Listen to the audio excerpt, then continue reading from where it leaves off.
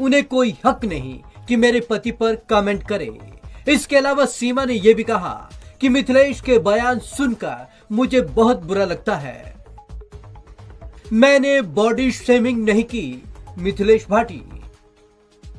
लंपू सा सचिन, झिंगुर सा लड़का कहने वाली वायरल भाभी यानी कि मिथिलेश भाटी चर्चा में आ गई हैं। उन पर बॉडी शेमिंग करने के आरोप लग रहे हैं। इसको लेकर सीमा हैदर और सचिन मीणा के वकील ने उन्हें लीगल नोटिस भेजा है। हालांकि मिथिलेश का कहना है कि उन्होंने किसी की बॉडी शेमिंग नहीं की है, वो तो बस गांव देहात की भाषा बोल रही हैं। मिथिलेश के समर्थन में आए वकील। मिथिलेश के समर्थन में दिल्ली नोएडा के कुछ वकील भी आ गए हैं, जिन्होंने फ्री में उनका केस लड़ने का वायदा किया है।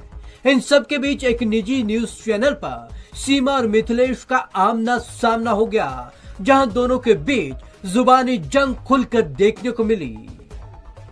सचिन पर कमेंट करने का कोई हक नहीं, सीमा। सचिन के प्यार में पाकिस्तान से भारत आई सीमा ने लाइव इंटरव्यू में कहा कि पहली बात तो यह है कि मिथिलेश हमारी पड़ोसी ही नहीं है, वो हमारे पड़ोस के गांव की है। उन्हें कोई हक नहीं कि मेरे पति पर कमेंट करे। इसके अलावा सीमा ने यह तक कहा कि मिथिलेश के बयान सुनकर उन्हें बहुत बुरा लगता है, जैसे कि मिथिलेश के पास दिल ही नहीं है, क्योंकि वो मोहब्बत वाली कोई बात नहीं करती हैं। सीमा का मिथिलेश पर करारा वार, तो मिथिलेश का भी जवाब। इस बीच जब सीमा हैदर ने कहा कि अगर मिथिलेश की बेटी का पति उसे छोड़ दे तो क्या वो फिर भी यही कहेंगी कि 3 साल तक ऐसे ही बैठी रहो।